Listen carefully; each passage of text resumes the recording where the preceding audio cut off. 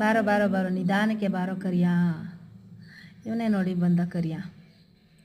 ನಮಗೆ ಇವನ್ನ ಮಾತಾಡಿಸಿಲ್ಲ ಅಂದರೆ ಸಮಾಧಾನ ಇಲ್ಲ, ಅವನಿಗೆ ನಮ್ಮನ್ನು ಮಾತಾಡಿಸಿಲ್ಲ ಅಂದರೆ ಸಮಾಧಾನ ಇಲ್ಲ. ಇವನ್ನ ಮಾತಾಡಿಸಿ ನಾವು ಹೋಗ್ತಾಯಿದ್ದೀವಿ ಹೋಟ್ಲಿಗೆ. ಇವತ್ತೊಂಚೂರು ಲೇಟೇ ಆಗೋಯಿತು. ಇವರು ನಮ್ಗೆ ಗೊತ್ತಿರೋ ಅಮ್ಮ ನಂಗೆ ಸ್ವಲ್ಪ ತರಕಾರಿ ಕಟ್ ಮಾಡಿಕೊಡ್ತಾರೆ ಪಾಪ ಬಂದು, ಒಬ್ಬಳೇ ಮಾಡ್ತಾಳೆ ಅಂಥೇಳಿ. ಎಲ್ಲ ಅಡುಗೆ ಅರ್ಧಂಬರ್ಧ ಬೇಯೋಕೆ ಇಟ್ಟಿದ್ದೀನಿ. ಇವತ್ತು ನಮ್ಮ ಹೋಟೆಲಲ್ಲಿ ಸ್ಪೆಷಲ್ ಏನೂ ಇಲ್ಲ. ಮಂಗಳವಾರ ಯಾವಾಗಲೂ ನಾನು ವಾಂಗಿಬಾತ್ ಮಾಡ್ಕೋತೀನಿ. ವಾಂಗಿಬಾತ್ಗೆ ಮಸಾಲೆ ಎಲ್ಲ ಹಾಕಿ ಅದಕ್ಕೆ ನೀರು ಹಾಕಿ ರೆಡಿ ಮಾಡಿಟ್ಟಿದ್ದೀನಿ. ಇವತ್ತು ಇಡ್ಲಿಗೆ ಬೇಳೆ ಸಾಂಬಾರು ಮಾಡಬೇಕಿತ್ತು, ಸಾಗು ಮಾಡ್ಕೊಂಡಿಲ್ಲ. ಅದು ಹಾಗಾಗಿ ಬೇಳೆ ಸಾಂಬಾರಿಗೆ ಟೊಮೊಟೊ ಎಲ್ಲ ರುಬ್ಬಿ ಮಸಾಲೆ ಎಲ್ಲ ಹಾಕಿ ಅದನ್ನು ಬೇಯೋಕೆ ಅನ್ನನೂ ರೆಡಿ ಆಯಿತು. ವಾಂಗಿಬಾತು ದಮ್ ಕಟ್ಟಿದೆ, ಸರಿಯಾಗಿ ಬಂದಿದೆಯಾ ಅಂತ ಒಂದ್ಸಲ ಚೆಕ್ ಮಾಡಿಕೊಂಡೆ. ಅದು ಟೇಸ್ಟು ಎಲ್ಲ ತುಂಬ ಚೆನ್ನಾಗಿತ್ತು. ಅಂತೂ ಇಂತೂ ಎಲ್ಲ ಅಡುಗೆ ಆಯಿತು. ವಾಂಗಿಬಾತು, ಇಡ್ಲಿ, ಪೂರಿ, ದೋಸೆ, ಚಿತ್ರಾನ್ನ.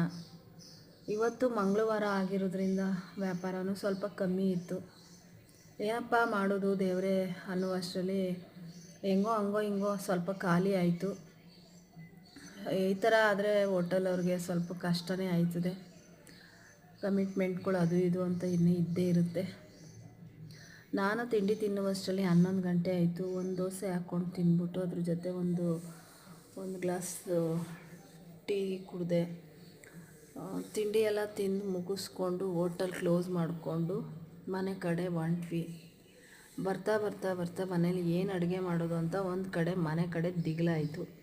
ಯಾಕಂದರೆ ಏನು ಮಾಡಿ ತಿನ್ನೋದು ಅನ್ನೋದೇ ಬೇಜಾರು. ಸಾಂಬಾರ್ದೇ ಒಂದು ದೊಡ್ಡ ಕತೆ. ಮನೇಲಿ ಪರೋಟ ಮತ್ತು ಪನ್ನೀರ್ ಎರಡೂ ಇತ್ತು. ಸರಿ ಅದನ್ನೇ ಮಾಡೋಣ ಅಂಥೇಳಿ ಯೋಚನೆ ಮಾಡ್ಕೊಂಡು ಮನೆಗೆ ಹೊರಟ್ವಿ. ಎಲ್ಲ ರೆಡಿ ಮಾಡಿ ನಾನು ನನ್ನ ಮಗ ನಮ್ಮಮ್ಮ ಎಲ್ಲ ತಿಂದುಬಿಟ್ಟು ಸ್ವಲ್ಪ ರೆಸ್ಟ್ ಮಾಡುವ ಅಂತ ಹೋಗ್ತಾಯಿದ್ದೀವಿ. ಓಕೆ ಬಾಯ್ ಫ್ರೆಂಡ್ಸ್, ಸಪೋರ್ಟ್ ಮಾಡಿ ಹೀಗೆ.